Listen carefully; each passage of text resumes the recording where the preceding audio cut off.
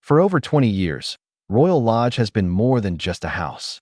It's a 30-room symbol of royal privilege, tucked away inside the Grand Windsor estate. But now, that era is over. King Charles has issued a formal order. Andrew Mountbatten Windsor must leave. This isn't just a family squabble or a simple eviction. It's a cold, calculated move to sever a toxic limb from the royal family. This is the story of how a prince lost his palace, how a king stamped his authority, and what it all means for the future of the monarchy. We'll break down the formal notice that stripped a man of his home, the secretive departure that followed, and the scandal that finally forced the king's hand. The beginning of the end for Andrew's life at Royal Lodge came in October 2025.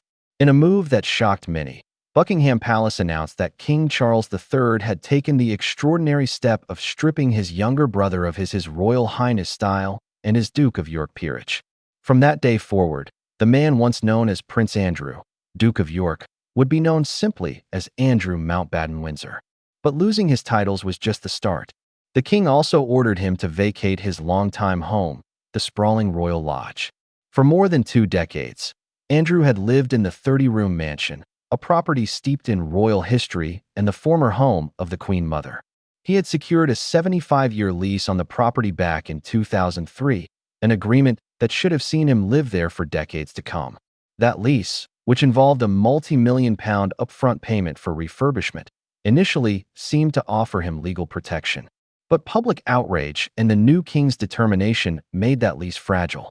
The palace's statement didn't mince words, confirming that formal notice had been served to force Andrew to surrender the agreement.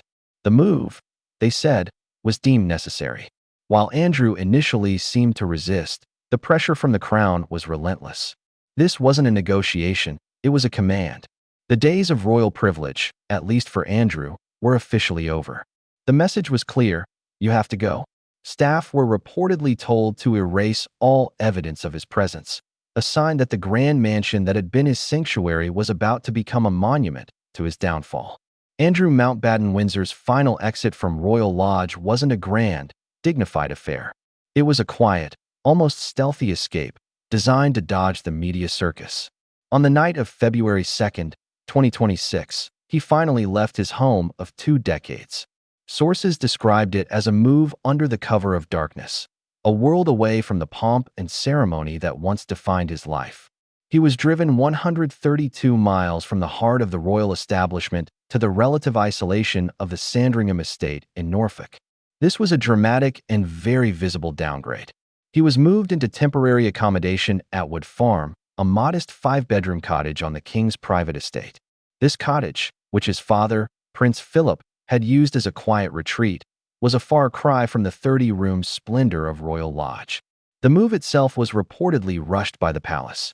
An initial deadline around Christmas 2025 was pushed to Easter 2026 before the king apparently brought it forward again, fueled by public anger and Andrew's name continuing to surface in documents related to the Jeffrey Epstein scandal. Even with moving vans on the property and his exit looming, Andrew showed a flash of defiance. Just before he left, he was photographed riding a horse near Royal Lodge, a move many saw as a refusal to go quietly. But it changed nothing. His exile from the center of royal life was complete. Reports also suggested his financial support was slashed, with the king withdrawing the taxpayer-funded security that had become unsustainable, leaving him almost entirely dependent on the monarch. To understand why a king would take the unprecedented step of evicting his own brother, you have to look back at the scandal that has clung to Andrew for years, a stain that no amount of time or denial could wash away. At the heart of it all is his connection to the convicted American sex offender, Jeffrey Epstein. This association has been a public relations nightmare for the monarchy, sparking public disgust. The firestorm truly erupted with allegations from Virginia Giuffre, who claimed she was sex trafficked by Epstein and forced into encounters with Andrew, claims he has always vehemently denied. Still, the damage was catastrophic. A disastrous 2019 TV interview, meant to clear his name, backfired spectacularly and forced him to step back from public life.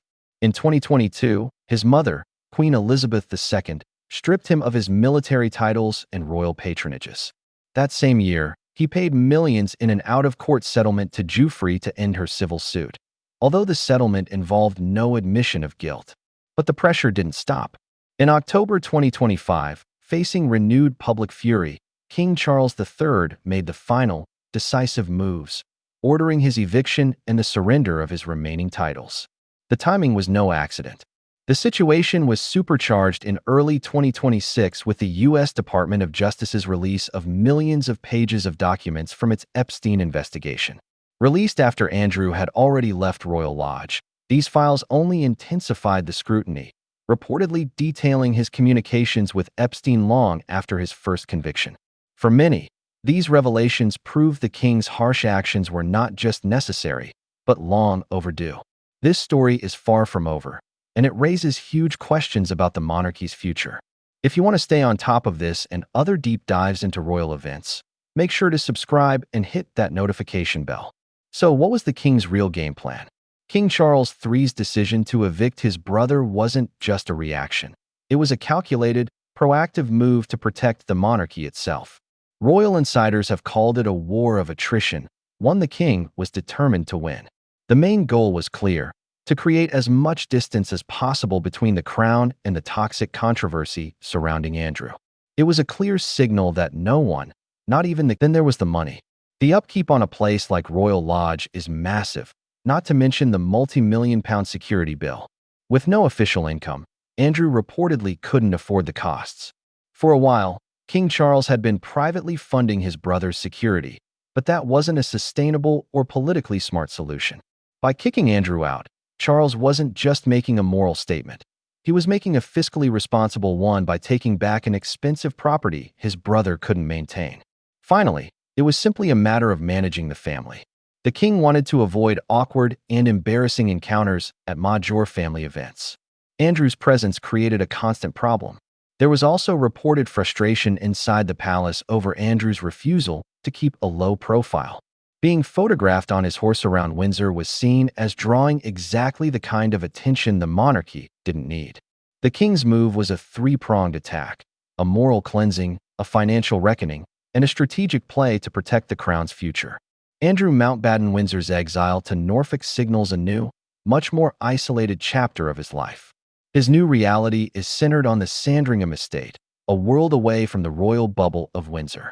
He's expected to move permanently into Marsh Farm, a 5-bedroom brick farmhouse on the estate, once renovations are complete. The property is undergoing extensive work to make it secure, with new fencing and CCTV systems being installed. The no-fly zone over Sandringham has even been extended to include Marsh Farm, a sign that even in exile, security is still a factor. The downsizing has been a huge undertaking. Clearing out 20 years of belongings from a 30-room mansion was a frantic effort, with removal lorries spotted in the final days. His new, smaller home reportedly doesn't have room for live-in staff, leading to reports that a large mobile home was brought onto the grounds for his security team. Even with a cook and cleaner, it's a stark contrast to the household staff he once commanded.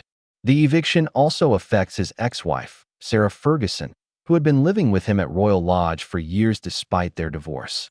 It's been widely reported that she will not be moving to Sandringham. Instead, sources suggest she's looking for her own place, hoping to stay in the Windsor area to be near their daughters. While her future is unconfirmed, her departure from Royal Lodge ends a unique chapter for the former couple and sets a clear precedent. For today's royals, personal conduct can have irreversible consequences. The eviction of Andrew Mountbatten Windsor from Royal Lodge is more than just a family drama. It's one of the most significant disciplinary actions taken against a senior royal in modern history. From formally stripping his HRH in October 2025 to the secretive nighttime move in February 2026, every step was a deliberate part of King Charles's strategy to firewall the monarchy. Faced with a never-ending scandal and a brother who couldn't seem to accept his new reality, the king acted with brutal efficiency. The 30-room mansion now stands as a symbol of a chapter slammed shut. King Charles made his move, severing a problematic tie to protect the institution he leads. But hey, race the big question. Was it enough to repair the damage to the monarchy's reputation? And what kind of standard does this set for the rest of the royal family? Let us know what you think in the comments below.